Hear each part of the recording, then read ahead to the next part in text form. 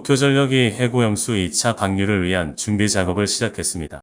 오염수 샘플을 측정해서 이상 없으면 5일 방류한다는데 검증할 방법은 사실상 없습니다.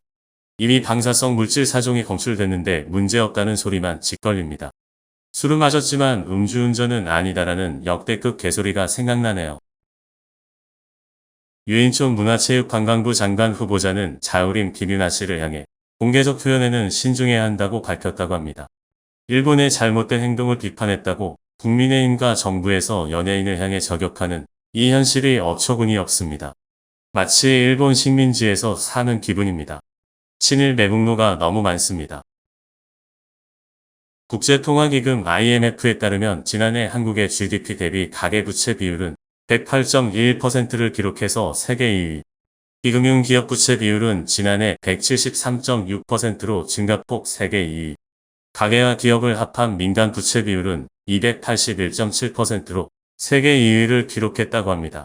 가계 부채는 아파트 영불 때문이라지만 기업은 왜 이 지경인가요? 과기정통부 예산 확인 결과 국민생활과 직결되는 우선투자 S등급 사업들이 대규모 삭감된 것으로 확인됐습니다.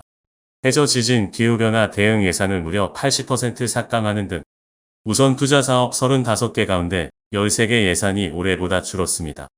전체적으로 매년 R&D 예산은 올해보다 16.6%, 5조 2천억 원 줄었습니다.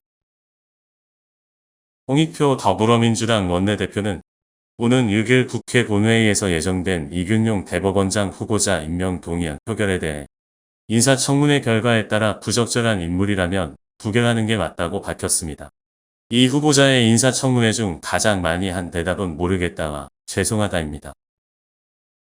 검찰은 이 대표를 불구속 기소하는 방안부터 혐의를 추가해 구속영장을 재청구하는 방안까지 모든 가능성이 열려있다는 입장이라고 합니다. 그냥 무능력한 한동훈이를 자르는 게 빠르지 않을까요? 국민의힘이 본색을 드러내고 있습니다.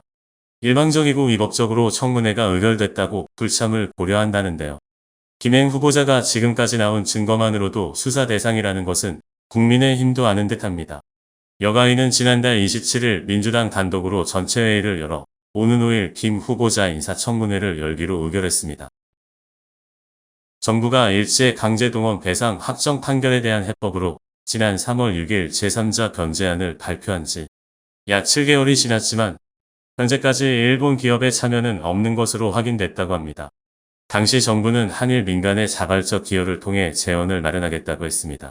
일본이 윤석열을 얼마나 개옥으로 보는지 알 것 같습니다.